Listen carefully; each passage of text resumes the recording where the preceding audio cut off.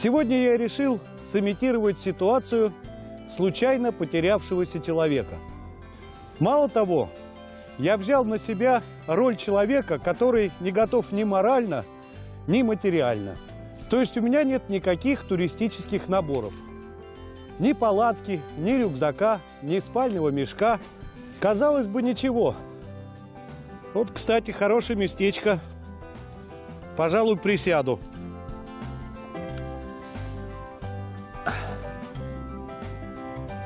Но тут и вступает в силу моральная сторона вопроса.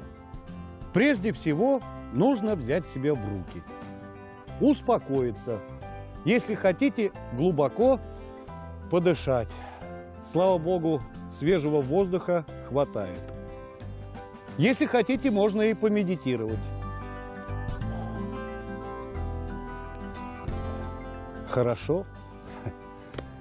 Ну а теперь, не спеша, рассмотрим свои ценности, богатства, которые лежат в карманах. Итак, начнем. Что мы имеем? Фотоаппарат. Одна штука. Ручка шариковая. Одна штука. Ножик перочинный. Кстати, перочинный ножик всегда необходим в походах.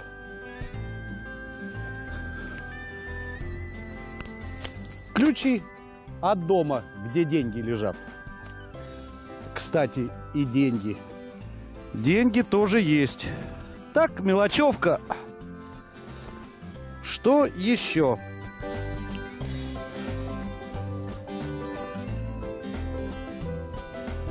О, завалялась фольга от жвачки.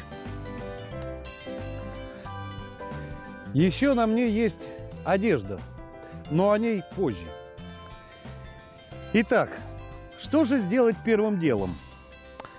Первым делом, мне кажется, необходимо разжечь огонь, а то что-то прохладно как-то. А спичек-то и нет, но есть фотик.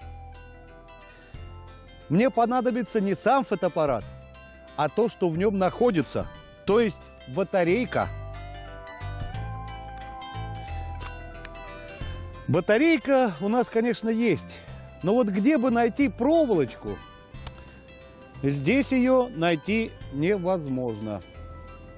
Кстати, у нас же есть фольга, а фольга – это токопроводящий материал.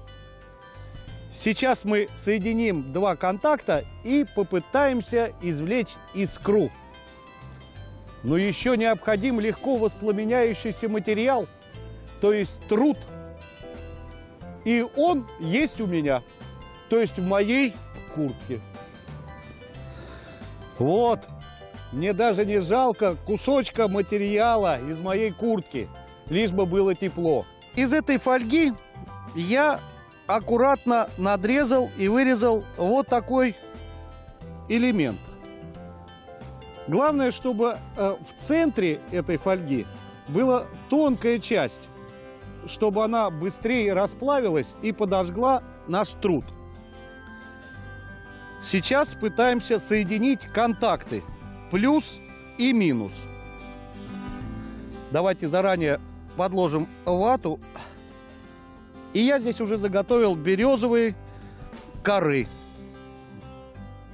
Пробуем.